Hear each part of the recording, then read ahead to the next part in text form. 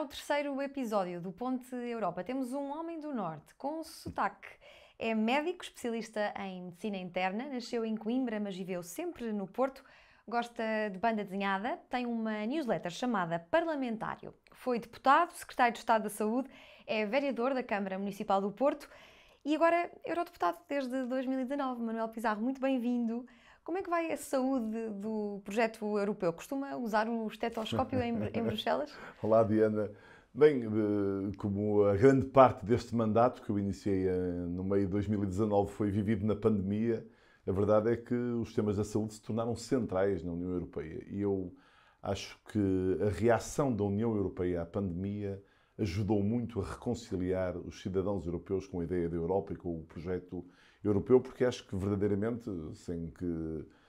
nós também conseguiremos encontrar defeitos e coisas para criticar, claro, mas verdadeiramente acho que a Europa deu um exemplo na capacidade que teve de ajudar os países e de ajudar os cidadãos a reagirem a esta coisa absolutamente surpreendente que nos acometeu a todos, que ninguém esperava, que foi a pandemia pela Covid-19.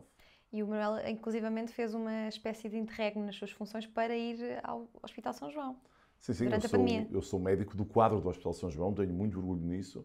E claro, aquelas primeiras semanas, 7 semanas, no primeiro confinamento, eu fiz aquilo que entendi que era a minha obrigação, que era, visto que os trabalhos parlamentares estavam praticamente interrompidos, na primeira fase foi mesmo quase uma total interrupção, eu fui também trabalhar como médico, acho que era a minha obrigação e devo dizer que me senti muito reconfortado por isso, acho que foi muito importante. Mas tentando esquecer aqui um pouco a questão da pandemia, se for possível, como é que acha que vai a saúde do projeto europeu? Tem pernas para andar? Há quem vaticine o fim do projeto europeu.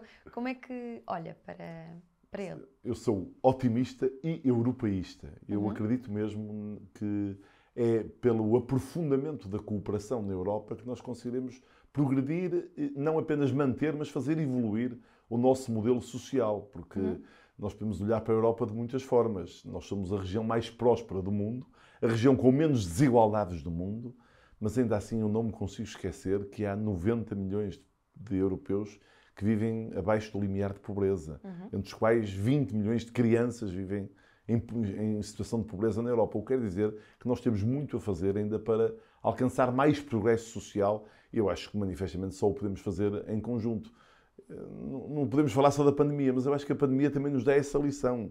Nós conseguimos encontrar respostas melhores e mais eficazes se cooperarmos uns com os outros, em vez de andarmos a competir uns com os outros. Eu já nem falo daquilo que parece um adquirido para todos, que é a paz no continente europeu. Não há, na história de séculos e séculos desta velha Europa, períodos tão longos de paz como aqueles que nos garantiu o projeto europeu. Acho que há boas razões para confiar nele. E está há 2 anos no Parlamento Europeu. Como é que está a ser esta experiência de ser eurodeputado? O Manuel, que já tinha toda a experiência em poderes, tanto na Junta de Freguesia como no Parlamento Português, foi importante para este trabalho que desempenha agora? Sim, mas é uma diferença muito grande. Sabe que eu acho que, desse ponto de vista, a experiência em um espaço como o Parlamento Europeu nos dá uma enorme capacidade de negociação que às vezes nos faz falta na política nacional. No Parlamento Europeu não há nada que se consiga resolver que não envolva negociar com pessoas que têm uma mundividência muito diferente das nossas. E não estou apenas a falar de diferenças partidárias, diferenças nacionais, diferenças religiosas, diferenças linguísticas. O esforço de negociação no Parlamento Europeu é algo que, por melhor preparada que uma pessoa esteja, é uma aprendizagem que ficará para o resto da minha vida. Eu hoje tenho uma maior capacidade de diálogo político e isso tem a ver com essa experiência muito enriquecedora. E já ajudou alguém, ou já acudiu alguém em apuros no Parlamento Europeu com os seus conhecimentos de médico? No Parlamento Europeu assim ainda não me aconteceu, mas já uma vez, há uns anos atrás, numa Assembleia Municipal do Porto, fiz manobras de ressuscitação, tudo o que se vê nas televisões, massagem cardíaca, respiração boca a boca, num cidadão que felizmente hoje, cerca de 20 anos depois, continua vivo e relativamente de boa saúde. Mas costuma ter o estetoscópio na mala? Tenho sempre o estetoscópio comigo, eu sou um médico praticante, tenho sempre condições para exercer Então isso quer dizer que também trouxe hoje aqui? Claro que trouxe o Está cá? estetoscópio. Está cá, pode confirmar, pode tirar as dúvidas. Está mesmo, aqui. Anda sempre com ele na mala? Eu sou médico, apesar de não ser médico a tempo inteiro, manifestamente, nunca deixo de ser médico. Quer dizer, que eu acho que tenho a obrigação de ter uns instrumentos mínimos que me permitam, enfim, intervir se for caso disso, e vai sendo muito útil sempre. E usam mesmo há muitos anos ou vai trocando? vou trocando porque ele não resiste. Sim. Quanto tempo é que troca o estetoscópio?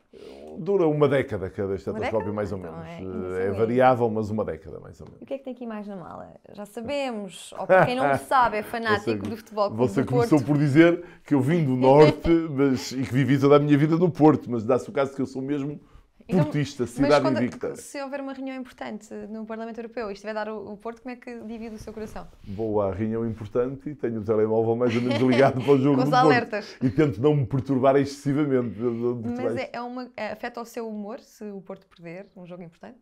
Para ser franco, já foi muito pior, mas fico muito triste. Se o Porto perder contra um dos grandes rivais, para mim é uma noite estragada. E o que é que faz? Continua, mantém o jantar que tem, os convívios que tem, ou vai para casa deprimir? Agora já sou capaz de manter. Quando era mais novo não conseguia. A gente ao longo da vida vai aprendendo a lidar com a frustração. Sim. Mas a verdade é que o Porto faz mesmo parte da minha vida. Gostou muito de ver o Sporting ser campeão? Ou achou que era mereceu? muito pior se fosse o clube do outro lado da circular. É que por acaso tem aqui qualquer coisa verde. Sim. Que objeto é este? Diz Confraria Gastronómica das Tripas à Moda do Porto. Exatamente, eu sou o sócio honorário da Confraria Gastronómica das Tripas à moda do Porto. Acho que vou usar mesmo um colar para mostrar como nós... Quem vir isto assim de repente pensa que é de Sporting. Não há perigo. Lá sabe que as cores da cidade do Porto também são... O verde também faz parte das cores da cidade do Porto. E eu acho que esta confraria honra uma tradição portuense que, enfim, acho que todos sabem que os portuenses são também os tripeiros. Eu sou tripeiro com muito orgulho e faço parte desde o início da Confraria das Tripas à Moda do Porto. E em Bruxelas já encontrou tripas à Moda do Porto? Não, em Bruxelas há belos restaurantes de comida portuguesa, devo dizer. Mas não há típica do Porto, só portuguesa no geral? Mas eu acho, sabe que ainda por cima eu tenho uma ideia que pode até parecer injusta, mas que eu tenho que confessar. É que tripas e francesinhas só se comem na cidade do Porto. Nem em Gaia, nem em Guimarães? Vamos lá ver. Na urbe portuense. Porque eu, sem deixar de reconhecer a especificidade dos municípios que estão à volta do Porto, a verdade é que para um cidadão daquela área, Vila Nova de Gaia ou Matosinhos ou Gondomar faz parte do Porto, nesse sentido cultural do termo. Sim, não fiquem ofendidos.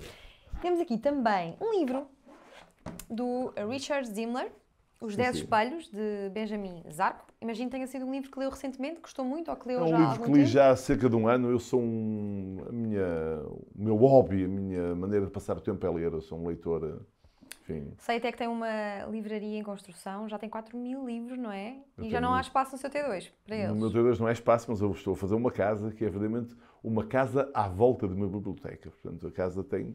O projeto inicial é uma biblioteca e depois, claro, a gente tem que ter a casa e, portanto, a casa está à volta da biblioteca. Eu herdei muitos livros já do meu pai e tenho acrescentado muitos, são já um bocadinho mais de 4.000 livros.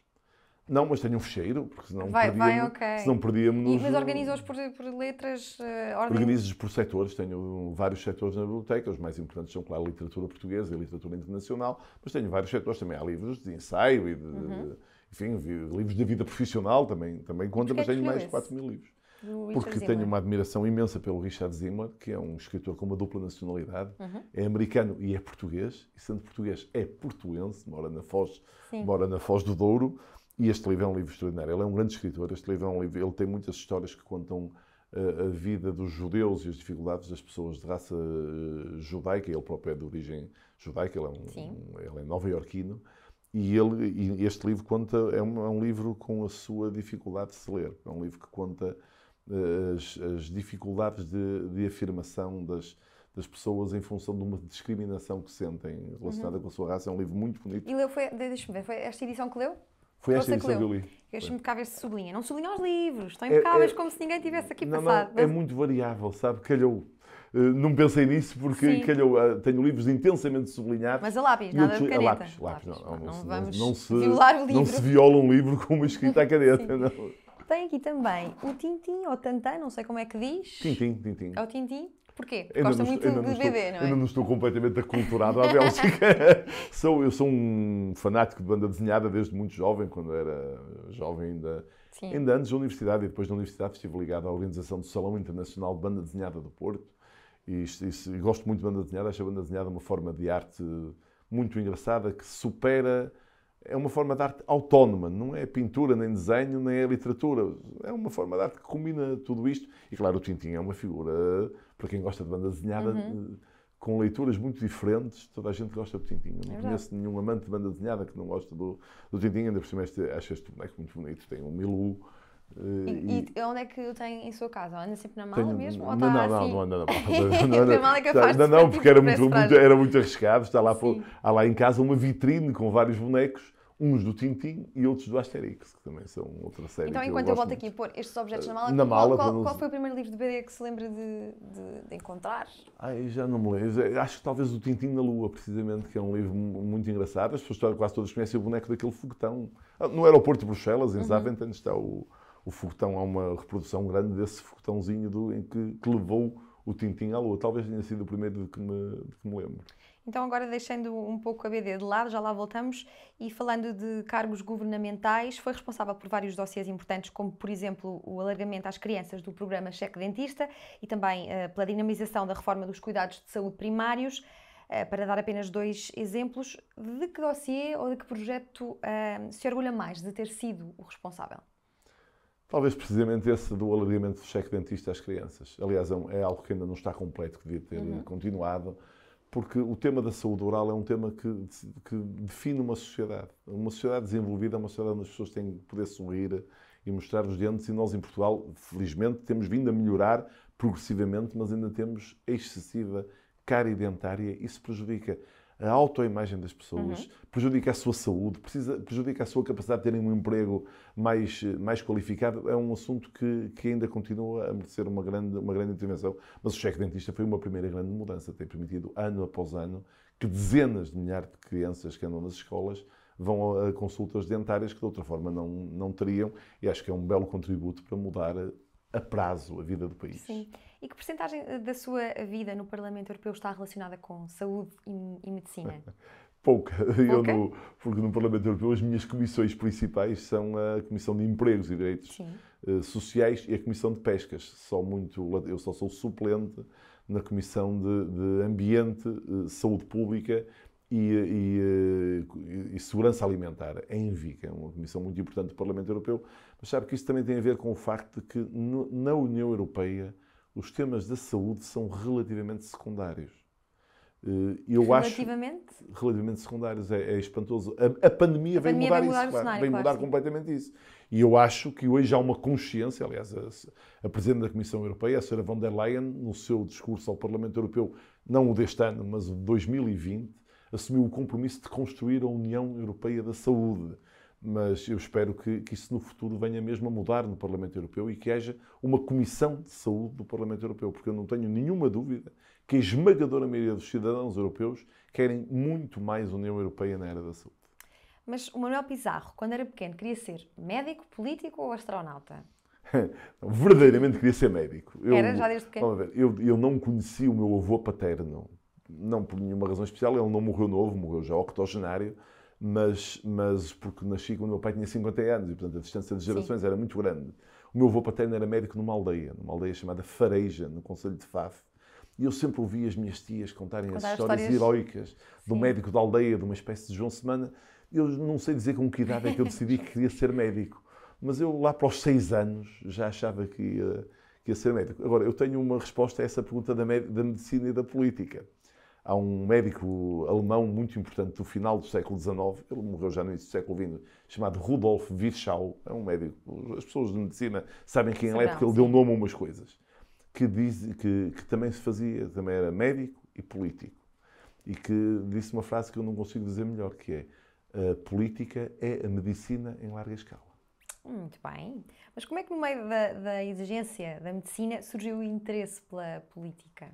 Eu tive sempre muito interesse pela política. Eu, desde muito jovem, talvez o facto de ter 10 anos, quando foi o 25 de Abril, isso foi acho que é uma geração, na minha geração, o interesse pela política é muito generalizado. Acho que tem a ver com essa nossa vivência da infância na descoberta da liberdade, da democracia, em toda aquela agitação da revolução e do pós-revolução. Eu tive sempre muito interesse pela política e fui sempre capaz de ir combinando as duas coisas. Claro que houve os anos mais exigentes da minha formação como médico, são anos em que eu praticamente não tive atividade política, a não Mas ser chegou a a de um dedicar cidadão. 2 anos do Sim, curso de medicina, não é? Para mas se dedicar à atividade política. mas tive uma vantagem, é que como eu entrei na faculdade com 17 anos, quase que não se deu Sim, por ela, sim. mas é verdade que eu na altura era militante da Juventude Comunista Sim. e para absoluto escândalo dos meus pais, cheguei a casa depois de ter entrado para a Faculdade de Medicina dizendo que ia ser funcionário da Juventude Comunista. Olha, mas sabe que foi uma experiência que acho que me ajudou a ser melhor médico.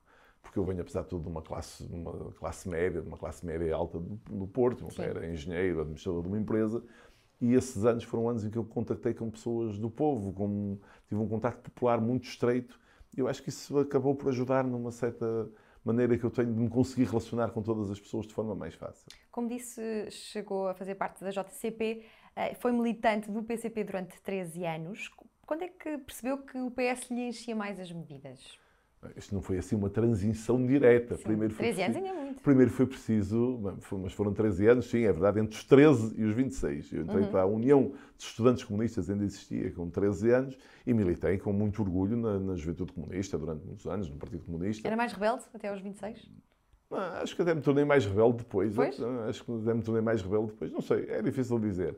Mas a verdade é esta, é que a certa altura eu percebi que havia qualquer coisa no modelo de organização do Partido Comunista que não me agradava. Quer dizer, eu tenho muito respeito pelo percurso histórico do Partido Comunista, pela sua importância na sociedade portuguesa, por aquilo que foi o sacrifício de gerações e de gerações de comunistas, sem os quais talvez nós não tivéssemos o regime democrático que temos hoje, mas a verdade é que eu fui-me apercebendo que em todo o sítio onde um partido com aquela ideologia conseguia chegar ao poder, a democracia acabava por ficar relegada para um papel que eu acho que não é aceitável, e fui fazendo a minha própria ruptura interior com o Partido Comunista, e depois tive uns anos sem militância nenhuma, até me acabar por me aproximar do Partido Socialista. Então, mas viu com bons olhos a geringonça. Foi assim uma aproximação Vi com muito bons olhos a ao geringonça. PCP novamente. Eu acho, sobretudo porque acho que não fazia nenhum sentido, quase meio século depois da implantação do regime democrático, haver partidos que viviam como se estivessem afastados do arco da governação. Eu acho que todos os partidos recebem votos das pessoas para participar na construção de soluções. Eu admito que as pessoas possam até votar às vezes com a ideia de protestar, isso não me causa nenhum problema. Mas eu acho que depois toda a gente gosta, todas as pessoas que votam gostam de ver o partido em que votaram envolvidos na busca de uma solução. E desse ponto de vista acho que a geringonça foi uma coisa muito positiva, sobretudo para enfim, quebrar de tensões na sociedade portuguesa, para que todos possamos entender que todos podemos ser chamados às soluções. E com que idade é que vai para Lisboa? Tinha quantos anos? Eu fui eleito deputado, eu nunca vivi em Lisboa. Vivi em Lisboa, nunca deixei de ter casa no Porto. Sim, é isso que eu claro. Agora foi há 16 anos, portanto tinha 40 anos, mais ou menos. Então, quando foi para Lisboa, começou por viver numa república? Não. Tinha aqui informação que viveu com o Paulo Pedroso, Ana Catarina Mendes e outras pessoas vindas do Porto. Não. Então é assim, eu aluguei uma casa que era do Paulo Pedroso, na rua de São Bento, e vivemos várias pessoas, vários deputados do Porto, vivemos nessa casa. Sim. Por acaso era eu e só deputadas, mas Como é que recorda desses tempos? Sim, sabe que elas eram todas muito mais novas que eu já estava muito concentrado no meu trabalho, e para combinar o que eu tinha que fazer, eu tinha uma vida mais ou menos sossegada. Já era muito feminista, para dividir casa só com mulheres. Eu sou absolutamente feminista. A causa da igualdade em geral, que inclui o tema da igualdade de género em particular, é uma das causas políticas da minha vida. Sempre Aliás, foi feminista? Sempre foi. E eu acho absolutamente surpreendente como é que na Europa, no seu conjunto, e em Portugal, na terceira década do século XXI, nós continuamos a conviver com a desigualdade salarial baseada no género. Olha, eu espero no Parlamento Europeu, com a diretiva da transparência salarial, nós ajudarmos a combater isso. Como é que nós podemos tolerar a violência de género, que é quase sempre violência contra as mulheres, como continua a acontecer no nosso país? Acho que são coisas inadmissíveis, são dramas que nós temos que colocar no centro da nossa atenção, porque são coisas intoleráveis. E como é que um tripeiro se adapta a Lisboa? Gostou? Tinha algum complexo ou preconceito em relação à capital? Eu acho que nós temos uma capital absolutamente extraordinária. A afirmação do Porto em nada diminui a nossa capital. A cidade de Lisboa é uma cidade belíssima, uma cidade com uma luz fantástica. Eu diria que a diferença... Eu gosto mais do Porto que de Lisboa. Tornemos a coisa clara. Aqui já Tornemos a coisa clara. Fica já claro. A minha cidade é o Porto. Eu não me imagino a viver em nenhum sítio que não seja no Porto. Dito isto, Lisboa é uma cidade belíssima, tem uma luz que tem uma vantagem sobre o Porto em matéria de luminosidade, eu reconheço isso, e não é nada verdade que as pessoas em Lisboa não sejam simpáticas e não sejam acolhedoras. Isso é um mito urbano que não tem nenhum sentido. Eu morei em Lisboa na maior parte do tempo junto às Amoreiras, na rua Silva Carvalho, e fiz amizade com as pessoas da rua e com as pessoas do café. Isso não há nenhum problema nessa matéria. Lisboa é uma cidade acolhedora. Mas acha que o nosso país devia ser mais descentralizado? Acho que devia ser muito mais descentralizado. Acho que um dos problemas graves do desenvolvimento do país é não haver regionalização. Nós somos o único país da Europa, da nossa dimensão demográfica e geográfica, que não tem regiões administrativas. E talvez sejam os outros a ter razão e não nós que andamos sozinhos nesta coisa de sermos hiper centralizados, e isso só se resolve, verdadeiramente só se resolve com a regionalização. Só com a existência de poderes regionais legitimados pelo voto é que isso pode ser mudado. Vamos aqui apressar o ritmo, vamos entrar numa rubrica de respostas rápidas. Futebol ou hóquei? Futebol Clube do Porto para o futebol, Ramaldense Futebol Clube para o hóquei em campo. Bruxelas ou Estrasburgo? Estrasburgo é uma cidade muito bonita, não se pode resistir. Porto ou Bruxelas? Porto. Carago. Isso. Cerveja ou fino? Fino. E Corto Maltese ou Lucky Luke? Apesar de tudo, Corto Maltese. Asterix ou Obelix? Asterix. Política ou medicina? As duas. As duas. E qual é que é o significado de vai no batalha? É assim uma história, está a ver? Está a passar no cinema. É uma meia mentira. E vai-me à loja? Vai-me à loja, vai lá tratar da tua vida, vai desampara-me. Desampara-me a loja. Se não pudesse votar no PS, e já que, como sabe, o direito ao voto foi tão difícil de conseguir, votaria em que partido? No LIVRE ou no Bloco de Esquerda? Se as únicas alternativas fossem essas, coisa que seria muito redutora, no LIVRE. No LIVRE. E na Iniciativa Liberal ou no CDS-PP? Venha ao diabo e escolha. Tinha que votar num. Tinha que votar num, era absolutamente obrigatório. Era absolutamente obrigatório. Há aquela regra do votar no menos mau, não é? Mas votar. Mas assim. olha que não é fácil. Olha que não é fácil. Eu acho que talvez votar no CDS para ver se eles conseguem sobreviver. Pois gosta de ressuscitar, não é? E reanimar pessoas e partidos, talvez. O Manuel Pizarro é membro da Sociedade Portuguesa de Hipertensão, da Sociedade Portuguesa de Diabetologia, do Conselho Português de Reanimação. Salvo erro, acho que é membro de mais de uma dezena de associações. De que associação é que ainda não é membro e gostava de ser? Nem melhor eu não dizer, porque eles me mandam uma ficha de sócio para casa, sabe que é muito arriscado. Eu sou muito gregário, tenho a ideia de que é muito importante nós participarmos na vida coletiva. Também eu sou sócio de muitas dessas associações. São pequenas associações de bairro no Porto, que eu visito por razões políticas ou outras e depois não resisto a inscrever-me como sócio. Olha, a última em que entrei, talvez seja mais fácil responder assim, é uma associação chamada Guindalense Futebol Clube. É um pequeno clube cuja visita eu recomendo muito, porque está na encosta do Rio Douro, voltado para Vila Nova de Gaia, voltado para a Ponte Dom Luís. É um sítio extraordinário do Porto, é um sítio emblemático para passar o São João no Porto. Mas como é que se divide por entre tantas associações? Agora com a pandemia, os Zooms, se calhar é mais fácil, mas o seu WhatsApp deve ser uma verdadeira animação. Eu, na maior parte delas, sou um participante escasso. Vou lá de vez em quando, pago as contas. Sim. E pouco mais. Depois há uma ou outra em que tenho uma participação mais ativa. Sou o presidente da Assembleia Geral do Ateneu Comercial do Porto, que é uma das grandes associações da cidade. Sou o presidente do Conselho Fiscal da Cooperativa de Ramalde, que é a minha freguesia, que é a mais antiga cooperativa em funcionamento no nosso país. Enfim, mas na maior parte delas, evidentemente, não tenho tempo para participar mais ativamente. Eu gostava justamente de dar aqui um salto a Ramalde. Foi sucessivamente eleito para a Assembleia da Freguesia de Ramalde entre 89 e 2001, é bastante tempo. Foi também membro da Junta de Freguesia de Ramalde entre 98 e 2001. Porquê tanta dedicação a Ramalde? E como é que é Ramalde para quem a não conhece e não é do Porto? Ramalde é uma das freguesias do Porto, da cidade. Uma das maiores, não é? Uma das maiores antes da fusão das freguesias. Com a fusão das freguesias mudou, porque agora são só 7 freguesias. O Porto tinha tradicionalmente 15 freguesias e nessa altura Ramalde era a terceira em dimensão e em população. Agora nem sei dizer bem qual é a ordem. Eu, desde muito jovem, que eu tinha muitos amigos e nós fizemos uma associação de jovens na freguesia chamada Comissão de Jovens de Ramalde, que se dedicava aos temas do ambiente e aos temas do património cultural. Eu estou a falar de uma coisa que aconteceu há 40 anos, portanto isso era menos moda do que estava menos na agenda do que está hoje. Isso motivou sempre muito interesse pela vida política da freguesia Eu acho que é um privilégio eu ter feito uma carreira política que pode haver mais quem a tenha feito, mas eu não conheço. Eu fiz parte da Assembleia de Freguesia, como disse, da Junta de Freguesia, fui membro da Assembleia Municipal do Porto, sou membro ainda da Câmara Municipal do Porto. Enfim, na altura em que este programa for emitido, já é depois das autárquicas. Sim. E eu não serei vereador da Câmara do Porto porque não sou candidato nestas eleições de uma posição elegível. E depois fui membro da Assembleia da República, do Governo. Isso dá-me uma visão muito diferente dos problemas da visão dos que não tiveram esta experiência. Sabe que há outros países, por exemplo, em França, é muito difícil um político ser político nacional sem ter passado por um município.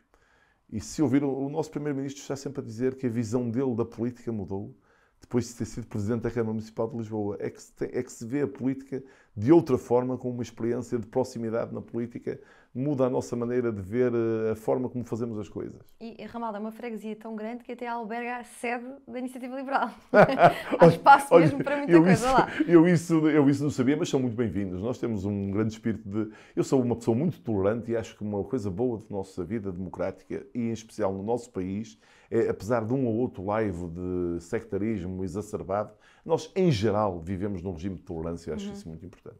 E como é que explica o desinteresse dos portugueses em relação ao Parlamento Europeu? Já tinha interesse no Parlamento Europeu antes de ser eurodeputado? É porque é um fenómeno que acontece mesmo em pessoas que gostam de política. Não sabem muito bem o que é que se passa na União Europeia. Eu acho que isso nós temos um trabalho a fazer. Eu acho que as pessoas conhecem muito mal as instituições europeias, a forma como elas funcionam. Mesmo pessoas que têm cultura política conhecem mal a forma como funcionam as instituições europeias. Isso também dá origem. As pessoas tenham uma expectativa. Por exemplo, uma das coisas que é dita é as coisas na Europa demoram muito tempo. E a minha pergunta é ao contrário. O que é um milagre é nós conseguirmos chegar a acordo. Porque, vamos ver, nós temos que chegar a acordo entre, agora, 27 Estados-membros, governados por partidos diferentes, com tradições diferentes, com ideias diferentes. Depois temos que chegar a acordo no Parlamento Europeu, que tem neste momento 705 membros que representam estes 27 Estados. Ora, conseguir que as pessoas acordem maioritariamente em alguma coisa, evidentemente que é trabalhoso. Porque a Europa não funciona na base de uma imposição de uma nação ou de outra, ou de uma força política ou de outra. É preciso convencer. Isso é um processo lento. Eu acho que nós precisamos divulgar mais como funcionam as instituições europeias, porque isso pode permitir às pessoas terem uma ideia muito diferente da forma como nós temos progredido. E veja, neste último ano, depois da pandemia, nós fomos capazes de nos entender para o certificado digital Covid, para o programa de vacinação que fez com que a Europa seja o espaço geográfico do mundo mais avançado na vacinação graças à intervenção da União Europeia. Conseguimos entendermos para o mecanismo de recuperação e resiliência que faz com que os Estados-membros tenham mais fundos para responder à situação económica e social causada pela pandemia. Nós temos evoluído. Sim. Nós temos evoluído. Este Ponto Europa é um primeiro passo do Parlamento Europeu em Portugal também para dar a conhecer aos Isso portugueses mesmo, os 21 eurodeputados. Vocês dão-se todos bem? Os 21? Sim, vamos ver. A minha experiência tem uma limitação. É que 2/3 do tempo que eu vivi no Parlamento Europeu estivemos em pandemia. O que quer dizer que nem nos podíamos aproximar muito uns dos outros. Mas eu diria que há uma relação urbana entre todos e depois há relações de amizade mais profundas entre uns ou outros. Mas, enfim, de facto, estas circunstâncias não permitiram uma grande aproximação individual neste período. Como é que se informa sobre o que se passa no país e na Europa? Qual é o seu ritual de consumo de informação? Sim, começo por ler os jornais muito cedo, de madrugada. Eu levanto-me sempre muito cedo, em Bruxelas, num certo sentido, ainda mais cedo. E leio logo os jornais pela manhã, portanto eu tenho logo a informação de que necessito. Também consome redes sociais, Facebook, Twitter? Mais Facebook do que Twitter, o que no caso da intervenção política em Bruxelas põe um problemazinho, porque em Bruxelas o que funciona mais para a ação política dos deputados é mais o Twitter do que o Facebook. Mas sabe que cada um de nós tem o seu treinozinho, eu já tenho o meu treino e a minha comunidade no Facebook e que está-me a custar essa transição que vou ter que fazer, não tenho remédio. Mas tem uma newsletter, não é? O Parlamentário. Como é que a organiza? Como é que a pensa? Ela é pensada sobretudo por minha assistente local, enfim, com alguma intervenção minha. É uma newsletter que procura sobretudo divulgar o que eu ando a fazer no Parlamento Europeu. Acho que também tem a ver com isso. Acho que é importante que nós também já o faz no Twitter. Prestemos contas aos cidadãos do que é que lá andamos a fazer, quer dizer, em que dossiê estou a trabalhar, o que é que estou a pensar. E depois também tem uma componente pessoal, todos os meses aconselho um livro, enfim, porque acho que isso também faz parte de uma certa humanização dos políticos, que também, espero eu, ajuda a que as pessoas se interessem mais pela maneira como nós intervimos em defesa dos seus interesses, das suas aspirações. E o que é que o ocupa agora no Parlamento Europeu? Sei que está dedicado ao setor das pescas, também é aos jovens, não é? Sim, eu acabei de ver, olha, na última sessão de setembro em Estrasburgo, foi aprovado por esmagadora maioria, fiquei muito contente, quase 95% de votos favoráveis, o meu relatório sobre futuros pescadores, como atrair as novas gerações para a pesca e promover o desenvolvimento das comunidades costeiras. É um tema muito importante na Europa toda e muito importante em Portugal, porque a questão é esta: a atividade das pescas é, mesmo sendo hoje muito mais segura do que o que foi no passado e até muito mais rentável do que o que foi no passado, é, apesar de tudo, uma atividade muito dura. Basta imaginar que, à hora em que nós nos vamos deitar no pino do inverno, os pescadores vão para o mar pescar e passam a noite no mar a pescar para que nós, no dia seguinte, possamos ter peixe fresco à nossa mesa. E depois é uma atividade muito insegura. Os rendimentos não são forçosamente muito maus, mas são muito instáveis. Então querem empurrar os nossos jovens para isso? E o que está acontecendo nas comunidades costeiras de toda a Europa é que as jovens gerações não querem pescar. Os filhos e os netos e os trinetos dos pescadores já não querem ser pescadores e os pais também não insistem muito para eles serem, porque sabem que é uma vida muito dura. Ora, nós precisamos de mudar as condições de trabalho e as condições de vida a bordo se queremos atrair jovens para a pesca. Temos que promover essa atividade, as pessoas têm que ter direito a uma vida com maior dignidade, com maior segurança, com mais conforto e melhores condições de habitabilidade a bordo. Temos que atrair mulheres para as pescas. Há muito poucas mulheres com a sua atividade nas pescas adequadamente reconhecida. As mulheres são centrais na fileira da pesca, mais em terra do que em mar, mas não há razão nenhuma porque também não tenham que ser em mar. E devo dizer que em Portugal já há mulheres a pescar embarcadas e há mulheres que são mestres de navios de pesca. Não há nenhum problema nisso e é preciso promover essa agenda de modernização da pesca e olhar para os pescadores como os futuros guardiões do mar. Os pescadores não são predadores do mar. Os pescadores estão muito interessados na preservação da biodiversidade marinha. É a garantia do seu rendimento atual e futuro. E nós temos que ter pessoas jovens, com mais formação, maior digitalização da atividade e que sejam também olhados como guardiões do mar. O que é que gostava de fazer até ao final deste mandato? Eu gostava, sobretudo, de conseguir dar um maior impulso ao pilar europeu dos direitos sociais. Esse é um tema central para a Europa. A Europa ou se afirma como um espaço de coesão social ou vai divorciar-se de uma grande parte dos cidadãos, e nós vemos que há hoje ainda pobreza a mais na Europa, em Portugal também, pobreza a mais entre as crianças. A situação das pessoas que vivem sem casa, sem abrigo, é uma situação que tem que ter uma resposta. Eu espero conseguir, nesta segunda metade do mandato, ter uma maior intervenção nisto, porque esta agenda teve um grande impulso na presidência portuguesa da União Europeia, neste primeiro semestre de 2021, em que ocorreu a Cimeira do Porto, em que houve um entendimento geral em torno de um plano de ação para a implementação desse pilar europeu dos direitos sociais, mas agora é preciso que isto passe das intenções políticas aos atos práticos de que os cidadãos podem beneficiar. Eu sei que o Manuel Pizarro gosta de cantar e como os políticos gostam de nos dar música, tem alguma canção para nós? Olha, eu não tinha pensado nisso. Eu sei que não tinha pensado. Não tinha pensado nisso. Eu gosto de cantar ao desafio entre amigos, onde não tenho uma grande voz. É preciso não criar então cante lá o desafio para nós. Não criar excesso de expectativas no público, mas deste lado uma canção que eu me lembro. É tão bom ser pequenino, e é tão bom ser pequenino, ter pai, ter mãe, ter avós. É bom... Agora falta-me o resto da quadra. É bom ser pequenino, não? Ter mãe, ter pais, ter avós. Ter a filha do vizinho a fazer festas a nós. Isto é assim eu acho que o Ponto Europa acaba a ter um momento exclusivo. Não sei se há vídeos. Não sei se isto vai impulsionar a minha carreira política ou acabar com ela, logo veremos. Muito obrigada, Manuel Pizarro, pelo seu tempo. Anda à pesca de jovens para a pesca e nós pescámos aqui hoje muita informação. Obrigada por termos tido acesso à sua mala. Vamos fechá-la e desejamos-lhe uma boa viagem de regresso. Foi um prazer, Diana. Obrigado.